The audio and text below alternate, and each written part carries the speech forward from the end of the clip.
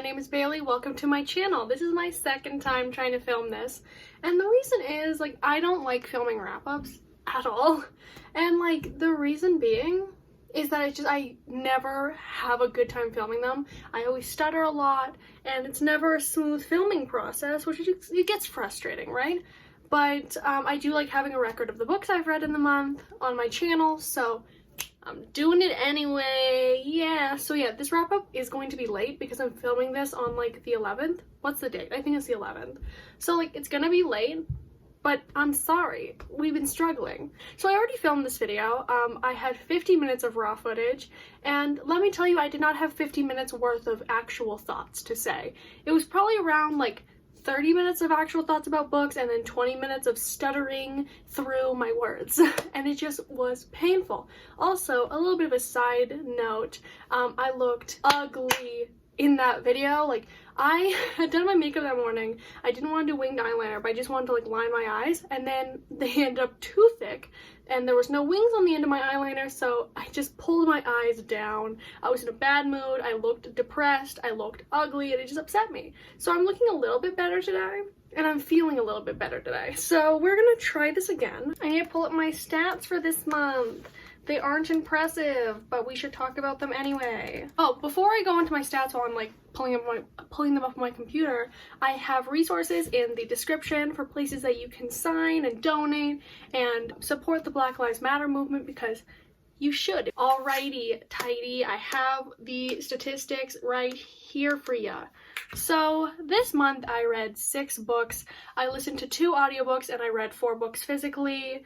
My total pages for this month was 1,732. My average page count for every book was 288.7 pages, and my average rating was 3.7 or 3.17 stars. So this month, quantity-wise was not as good as last month, which was a lot of books, but quality-wise was a lot better. So let's get into the rating breakdown. So I had 1 1-star book this month, 1 2-star book this month, and 1 3-star book this month, as well as 2 4-star reads and 1 5-star. I have finally read a 5-star book, people. I didn't think it was gonna happen, and then it did. It's a magical moment. Since last month, I have read 2 more 5-star books, which is very exciting. So I think my year is on an upswing, which is fantastic. And without further ado, let's get into the books. So first up, we have Wayward by Rainbow Rowell. This is the sequel to Carry On by Rainbow Rowell, and I gave this book 2 stars. So this book, the camera angle just shifted a bit, that's fine. So if you don't know, the first book is basically Harry Potter fanfiction in a way. It's dreary fanfiction. We follow a chosen one main character named Simon Snow and his romance with Basilton Pitch, who is the Draco Malfoy character of the books. Don't get me wrong, I really enjoyed how easy this book and the first one is to read. They're very fun, quick reads, to be honest, but I don't think this really was a needed addition to the series, and I am all about authors getting their coin. I get it. Carry On is probably your most famous work, if I'm gonna be honest, Rainbow Rowell, but don't add unnecessary sequels. And then there's gonna be another one, which I'm going to read, of course, but it's not necessary. The characters in this book became infinitely more annoying, to be honest, except for 2. For one, Baz Pitch is going to forever be an icon. He must be tired from carrying this book and the first book, because he's the best character. And I will say one positive thing about this book is that in the first book, I hated Agatha to the core of my being. I hated her. And in this book, she ended up being my second favorite character in the series, behind Baz. So that was interesting. I hated Simon and Penelope. Penelope is an ignorant bitch, and I don't like her at all. She also has this attitude that she's better than other people, and I think that's her character arc, that she's supposed to be getting over that, but it was so mind-numbing to read it in this book that I'm no, I don't even want to see your character arc. I just want you to go away. The reason why I don't like Simon in this book is mostly because of his relationship with Baz. This book has miscommunication in it so heavily. Simon and Baz are having relationship issues in this book. Neither of them kind of know whether or not the other one loves each other. They're both kind of insecure. And throughout this 300-something page book, not a single conversation occurs where they talk to each other about their problems. I get that there's probably gonna be, a big thing in the last book about this, but, no, you're not gonna set up this relationship problem in this book and then not have at least a single conversation between the two about their relationship. It was so annoying. There was no satisfaction around that. Like, the whole time we're kind of flip-flopping, they're both insecure, nobody knows what's going on. Like, have a conversation. You're on this, like, road trip for days on end and you can't have one conversation about this. Like, it was so bothersome to me, and I hated that element of the book. Like, the selling point of these books, I think, mostly is the relationship between Baz and Simon. And then if in your second book, you don't even, like, uphold that relationship in a way, or, like, you don't really focus on it, it's a little bit annoying. I will say, because I was just kind of being negative, something I love about these books in the world is the magic system. I think it is very creative and probably one of the most creative magic systems I've ever read. It is like basically these phrases, like the more common a phrase is and the more times a phrase is said, the more power magically it holds. And that seems so fun and it's so exciting to read. Like, I love that element of these books, but in general, the characters are a little bit of a letdown. Characters like Baz is like untouchable, but like characters I liked before or like was tolerant of before kind of destroy their character. And like the story was okay, and I'm like, curious to see what happens in the end. Like, there's a cliffhanger at the end of this book. Like, I'm curious to see what happens, but I was overall unimpressed by this book. Every time I film a wrap up, I forget to say something about a book and I get pissed. There's two things I want to say about Wayward Son before we move on. One, I was really disappointed in the story, specifically because it introduces, like, cults, or, like, a cult of vampires, and that was, like, the most interesting part of the book for me, but it wasn't focused on very much, and I thought we were gonna have, like, a big confrontation at the end with, like, the cult people, and then we didn't, and I'm not sure if the cult's coming back. I'd have to reread the end to, like, really be able to form, like, a theory on what's gonna happen in the next book, but, like, I wanted more cult content, and there just wasn't. It was just mostly focusing on, like, the road tripping people instead of Agatha, who was at the cult. But then the road trip was annoying because Penny and Simon were there, and I hate them. And Simon and Baz's relationship was just, like, fucked. And then also, I want to talk quickly about Rainbow Rowell's ignorance, because there is a half-Indian character in these books, and they are referred to as Middle Eastern. Now, simple geography would tell you that that is not correct. A simple Google search would also tell you that's not correct. And I would like to say, Rainbow Rowell, not every brown person comes from the same place. Sorry that it's not that simple for you. But, like, what the fuck? Like, how can you be that ignorant? Like, can you just do a Google search? Like, were you that confident that you were right there? Like, what the fuck? Yeah, I just thought I'd point that out. It really pissed me off. But yeah, let's move on now. I feel like this wrap-up is already starting off really bad, so fuck my life. Next, I read Carmella by Kim Teresi. This is a novel adaptation of a web series. I have not watched the web series, but I read the book, and I gave this 1 to 5 stars. Were the characters bad? Not particularly. Was the story bad? Not particularly. Was the writing the worst writing I think I've ever read? Yes. And the reason I gave this 1 to 5 stars was mostly because of the writing. Like, this book is atrociously written. You know, people say, like, show don't tell. This book doesn't know the word show. It just told me shit. So this book follows this girl named Laura. I don't fucking know. Laura's going to university, and her roommate goes missing, and then she gets a replacement roommate named Carmilla, and she's trying to solve the mystery of what happened to her original roommate. So that's the abbreviated version here. This book has vampires, and let me tell you how hard the vampire projection in this book was. Like, they were projecting that the roommate was a vampire so hard, but Laura couldn't figure it out for 100 pages, and it was mind-numbing. Here's one big warning sign to tell you if your roommate's a vampire, or they're involved in sketchy shit regardless. If they have a milk jug of blood in your room, and they drink it, they're a vampire. If you find their photo in a yearbook from, like, 1940, they're a vampire. How hard is it to put that together? Like, it was just so not constructed well, and I think the story itself is fine, and it probably comes across well as a web series. Like, the actual story, like, I was sort of, like, interested in, like, it wasn't horrible. It's just everything about the, like, packaging of it was horrible. Also, there was a lot of LGBTQ plus representation in this book, but I wouldn't call it great. Like, the female stuff was okay, like, nothing wrong with it. But then, there's a non-binary character. and they were misgendered. This book, in the actual narrative of the book, like in which the author is telling us what's happening, right? The author misgenders their own character.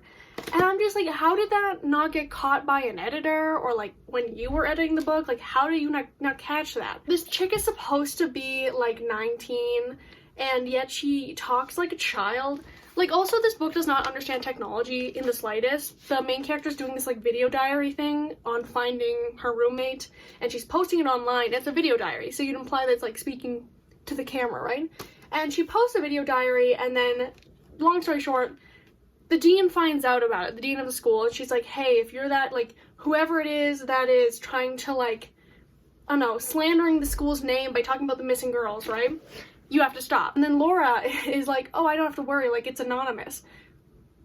Your thing is not anonymous. So just because your name is, like, Princess Sparkles 92 does not mean it's anonymous because your face is on it. You're not anonymous. Like, bitch, what? Like, there's a bunch of examples of stuff like that where the author just doesn't understand how technology works or, like, the internet, and it's just kind of annoying to read. So yeah, I wouldn't recommend this. This book is kind of trash, and there's no point in reading it. Next, I read The Foxhole Court by Nora Sakovic. I gave this 5 to 5 stars, and I absolutely loved it. Here's what's up. This book follows a guy named Neil Jostin, and he has a troubled past. He's kind of running away from his past in a way. He plays this, like, fictional sport called Exy. It's just, like, aggressive lacrosse, and he gets offered a spot on this university team called the Foxes, and he takes the spot, and he joins the Foxes, and the Foxes themselves are kind of like this ragtag group of fucked up people. Here's my thing about this book. It's labeled problematic for many reasons, and I don't disagree with a lot of them. And that's my opinion on problematic books, is that as long as the book is not pushing a problematic, like, notion, then I don't find it a problem that there's problematic content in a book. I loved it because, like, I'm kind of sick of these happy-go-lucky contemporaries. Like, they're nice once in a while, and it's nice to read, like, a very chill story that's, like, kind of vanilla. But when you're reading a book where the author, like, is just going hard in the paint and just doing whatever the fuck they want, it's exciting. I love this, like, fucked up content. Fucked up content in books is, like, interesting to me. I love dark topics. I love reading weird things, and this book was weird. My favorite part of this book was definitely the actual sport, like, when they were playing the sport. Nora Sakovic is amazing at writing, like, the actual gameplay. It's exciting, you get into it, you want to root for these underdog characters, and I thought that was amazing. But yeah, I would like to say, if you are, like, a person who's not into kind of not so great content, I guess, like, there is sexual harassment, I guess sexual assault, a guy gets drugged, there's a lot of, like, physical fighting and aggressive behavior and horrible dog shit mental health representation, maybe don't read this.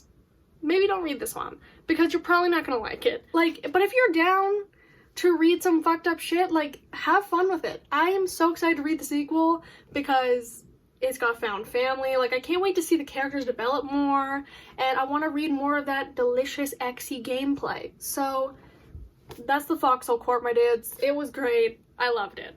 Next, I read Wilder Girls by Rory Power. This is the 3rd time I've tried to read this book. The first 2 times I tried to read it physically, and I could not jive with the writing style. It just did not work for me. But I listened to the audiobook, and I actually ended up giving this 4 out of 5 stars. I really, really love this book. This book follows these girls who are isolated / like quarantined on this island because there was this tox that is mutating their bodies. So our main character, Hetty's friend, Byeeeeeee, goes missing, and then Hetty has to, like, you know, she's trying to find her friend. So that's the plot. I definitely would recommend listening to the audiobook, especially if you've tried to read it and you've DNF'd it. Attempt the audiobook, because I really, really liked it. My favorite thing about this book, which is gonna be a weird comment to make when, like, you have this crazy, like, quarantine kind of dystopia vibe horror novel, like, I'm gonna comment on, like, the romance, so bear with me. I loved the romance, and the reason I liked it, and I marked this one part to talk about, but, like, I liked it because in the midst of all this, like, crazy talks and sickness and mystery murder like stuff, there's just, like, cute teen romance where they're, like, giggling and they have crushes on each other, and you have your first kiss with the girl you like, and it was cute. I liked how this is a YA novel, so in between all of, like, the crazy horror stuff, they acted like teens and they had teen experiences. So I'm gonna read you a little passage. For a moment we don't move, and all I can hear is my heart marking time until Reese lets out a shaky breath, and then we're both laughing, leaning into each other, practically giddy with relief. Okay, good, she says, her silver fingers careful as she traces the line of my jaw. So soft I barely feel it, but I do. I do, and it laces me up like a match to paper. Her laughter falls away as the curve of her body fits to mine. She's still smiling when she kisses me. So am I. So that's right after Hetty says that she likes the girl she likes, and it's adorable. And you wanna know why it's adorable? Because their bodies are mutated and they've been going through trauma after trauma, but they're still acting like teens and they're super excited that their crush likes them back. I'll read exactly what I wrote when I was reading this. So I love how even though there's the talks and quarantine, they still act like teens with crushes and are giggling, and it's adorable and heartwarming. It was just sweet. There's queer rep for days. It's beautiful. There's so much female in there. Like, it's casual rep where it's just like girls dating girls and it's not a big deal. It's just like, oh, and her and her girlfriend. Like, I like that kind of rep where it's not like the biggest deal in the world. But to get into like the body horror of this book, I am not a fan of body horror, and I was really scared going into this book that I was going to get really, really uncomfortable because of the body horror.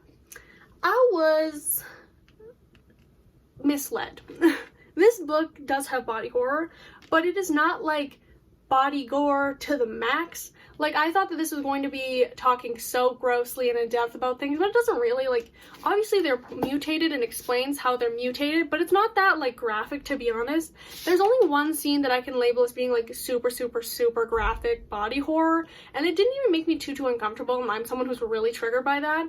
But I would like to point out, if you've been avoiding this because like you're scared of body horror, maybe try it out because it's not as bad as you might be imagining in your mind. There's only one scene, like I said, that I think pushes the boundaries of comfort. But yeah, I really, really enjoyed this. A lot of people talk about the ending being super unsatisfying, and I get where you'd get that from because you don't really get any answers on anything in this book, to be honest. You don't really get any answers to any of the questions we ask in this book. But I think despite that, I for some reason enjoyed the ending. Like, I hate cliffhangers and like open endings, but I liked this one.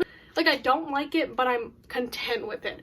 I don't know how to explain it, but I really enjoyed the book, and I really didn't feel that bad about how this ended. Like, I kind of liked it, and I feel like I want to read Rory Power's next book, but I really think I'm gonna have to listen to the audiobook because I really don't think the writing style is for me. But I am really glad I read this in the end, and I actually like picked up the audiobook and tried it again because it ended up being a pretty good book. So that's Wilder Girls, my dudes. We got 2 more books to go, and I think this is still a dumpster fire. Next we have One of Us Is Next by Karen M. McManus. This is the sequel to One of Us Is Lying by Karen M. McManus. And I gave this book 3 out of 5 stars, and the first book I also gave 3 out of 5 stars, and here's what's up. Both these books are just mediocre. They're fine. Oh, I hate giving a description of these fucking books. I never know what to say. Okay, so the first book follows these 5 people who all go into detention one day. They're all like put into detention because they've been like kind of set up to be in detention, whatever. And one kid dies in detention, so the other 4 are all like suspects, obviously. Also, the kid who died ran this gossip site, and the next day there was posts scheduled to go up about all of the other 4 people who were in detention that were like, you know, scandalous. So they all have like a reason why they would want to murder him. So it follows these 4 people trying to solve the murder who have all been like accused of murdering him. So that's sure. This book it's like a companion, I guess you'd say. Like, you have to read the first book before you read this one, I'd suggest. But it doesn't follow directly the characters from the first book, which I think is a fault of it. One thing about these books I really like is that they're very much teen books. They strike me as teen dramas. They have all of the petty drama that teen shit has, and I like it. It's YA. I like when some YA is just really cringy teen shit. It's fun. It's nice. Some things can just be like a fun read about teens. So I don't know. I don't know where that was going. But what I was saying about characters, I prefer the characters from the first book in the sense that they had more iconic characters about them. Like, they were very tropey and like stereotypical characters, but because they were stereotypes, they stood out more, and like you connected more with them in a sense. Like, I don't like the characters from this book. Like, they were very bland, and I think one of the big things about the last book that I really liked, and something I like in these kind of teen books, is watching people from different like social groups or different cliques come together and become friends and like build a friend group. And the 4 people from the first book do that. They become the murder squad. They come together from different social circles, and I love reading that. Like, I'm a hoe for that. But this book, they're all already friends, so you don't even get that element of the book. And the mystery itself was a little blasé, I'm not gonna lie. Like, I was really excited because this book follows this, like, so same school, different characters. So this year, there's like this truth or dare game that's going around, and it's like a text-based game, and it's like revealing secrets and making you do scandalous things and whatever. And I thought it was a cool premise, but then it kind of doesn't make an impact in the story. Like, the truth or dare game goes on for like 100 pages, and then it kind of disappears, and it moves on from that. And it's a little bit, like, I don't know, I was like kind of disappointed. It seemed like it had more potential than it really went through with. Karen M. McManus's writing clearly improved from the first book to this book, which was, you know, nice to see improvement.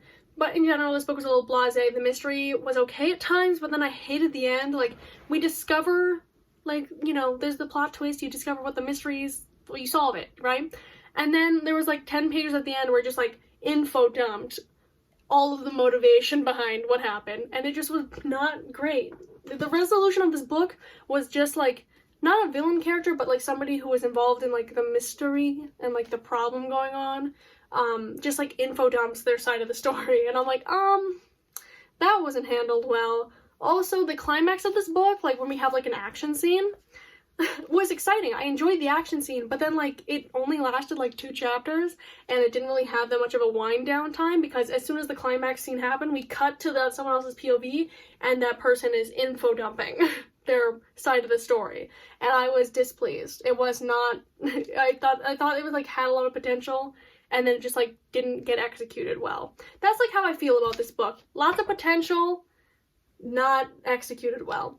But yeah, again, it was fine, mediocre, could have been better. Last but not least, we have The Great Gatsby by F. Scott Fitzgerald. I read this for an ELA class, and I gave it 4 out of 5 stars. Now, if I reread this, I feel like I'd give it 5 out of 5 stars, because I really, really love this book. It's definitely my favorite classic now. This book follows a guy named Nick Carraway, and he moves into the house next to a elusive character named Jay Gatsby, and I didn't expect to love this as much as I did. Like, I thought the first 3 chapters were a little bit dull, but then once you get past it, it becomes very witty and exciting, and I really enjoyed the writing and the actual story of the book, and the ending almost brought me to tears. Like, it is very, very, very tragic, to be honest. Like, I don't want to spoil it for you, because if you have not been spoiled for this book, I implore you to go read it, because I was spoiled the day before I started reading this book, which was just so sad. Like, I went 16 years of my life without knowing the ending of this book, and then the day before I started reading it, someone spoiled me. Like, it was a bit tragic for me. But like, even knowing the ending as it was coming up, I was so depressed because it's just like, it's just so sad. Like, it's just so sad. I want to say more, but I don't want to spoil you. Before I wrap up talking about this book and then like this video, Daisy is shit. She is the worst character ever. Like, she is a garbage fire of a human being, and I hate her. And Jordan Baker is iconic. I love Jordan Baker so much. My confident, self-assured queen. You know what? That's all I'll say about it for now, but I will hopefully talk about it more in depth in the future, because I have a lot of feelings on this book. So those were the 6 books I read this month. And this was the second time I've talked about them, and we've got only 30 minutes of footage to edit, so we're doing better, I guess, this time. But yeah, thank you so much for watching. I am Bailey. I can't do intros, I can't do outros. What can I do? Nothing. Okay, I'm Bailey. This has been a wrap-up. I don't know what this was, but it's fine. This has been a wrap-up, and now it's over.